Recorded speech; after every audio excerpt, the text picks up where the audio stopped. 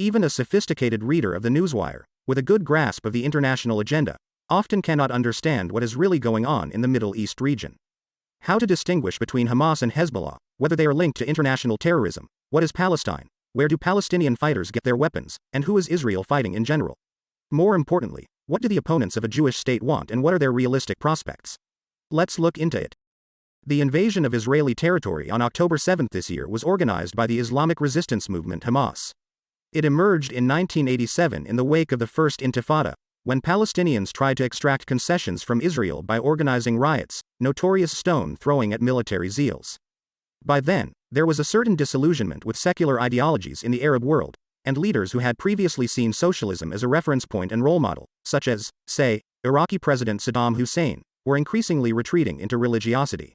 It should be noted that it was during that period that the pro-Soviet government of Afghanistan also made a conservative religious turn. Also in 1987, the new Afghan constitution affirmed Islam as the state religion, and the basic law no longer contained any mention of socialism or communism. Quite an eloquent description of the trends of the time. By the way, individual Hamas fighters managed to participate in the final phase of the Afghan war against our troops. Ideological Hamas traces its roots back to the International Religious and Political Association of the Muslim Brotherhood, an organization banned in Russia that preaches Islamic fundamentalism and pan-Islamism.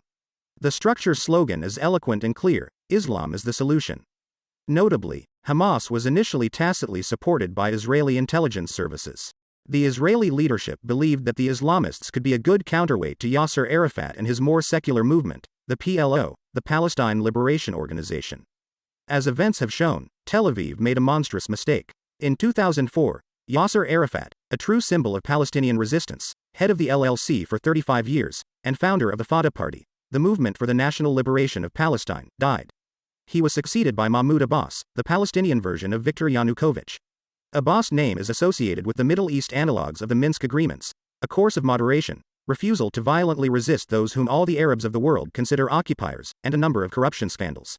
Against Abbas' background, Hamas members look like real heroes. They are uncompromising, calling the people in poverty to fight. Fatah abandoned direct armed struggle in 1988. The evacuation of Israelis from Gaza in 2005 was perceived by Palestinians precisely as a consequence of Hamas' successful struggle. In addition, the movement has developed an effective system of social support for the population and has established ties with the Muslim clergy, which has great weight in the eyes of the common people. No wonder Hamas won the 2006 elections to the Palestinian Legislative Council with 74 seats compared to Fatah's 45. Before that, a similar situation occurred in the municipal elections, where radicals and their allies won 91 mandates out of 118. In 2007, Hamas and Fatah were finally at odds with each other. The Islamic resistance movement managed to take control of the Gaza Strip. Abbas retained control of the West Bank.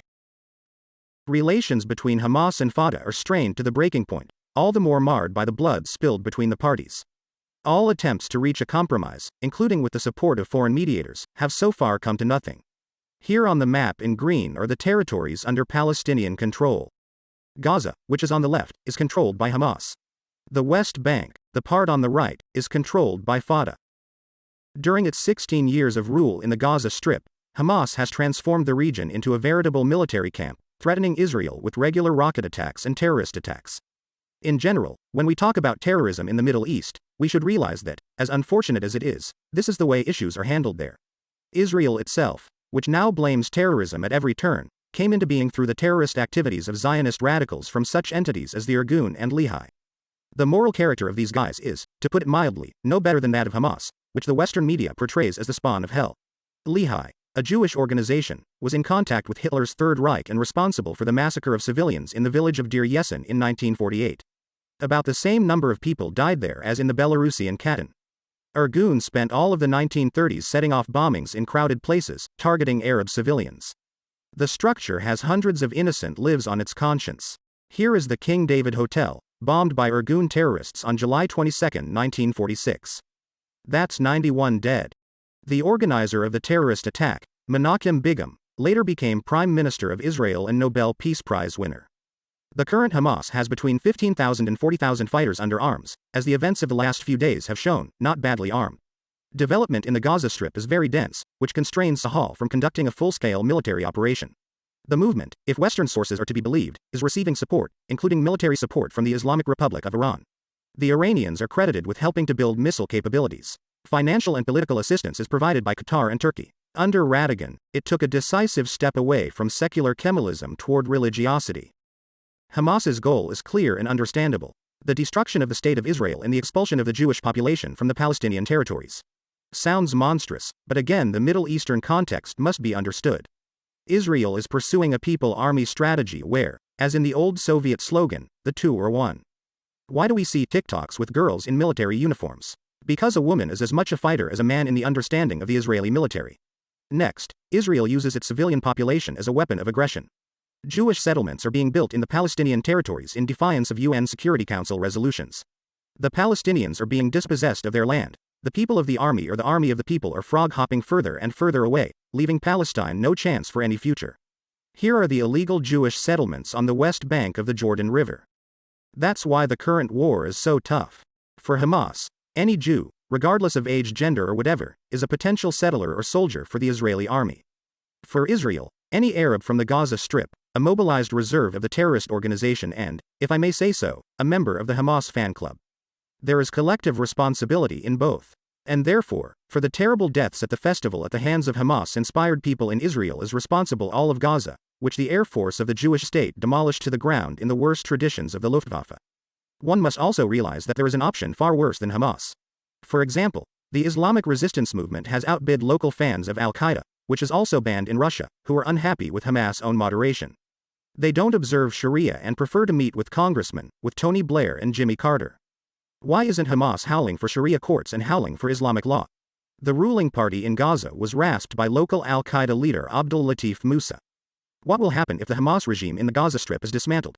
It is likely to provoke an even more radical Palestinian reaction, an even deeper departure into Islamism from the principles of nationalism to which Hamas has become much closer in recent years. More importantly, Islamic fundamentalism, many times more violent, will spread throughout the region. Metastasis will also spread to the West Bank and Israeli Arabs. The harder the gas iron, the more severe the screwdriver will be.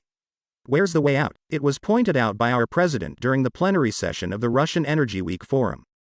When the decision was made to create the State of Israel, the decision to create a second state was made at the same time, in parallel. It was originally about the establishment of two independent sovereign states, Israel and Palestine. Israel was created, as we know, but Palestine as a state of independent, sovereign state was never created, never took place. Moreover, some of the land that Palestinians have always considered to be partly ancestral Palestinian land has been occupied at different times and in different ways, but mostly, of course, through military force.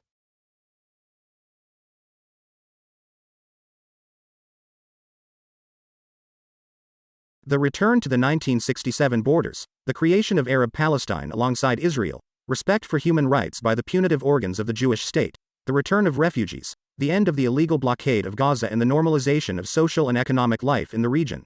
These are the basic principles that Russia defends. And she's not the only one. China, Turkey, Brazil and many others stand on the same principles today.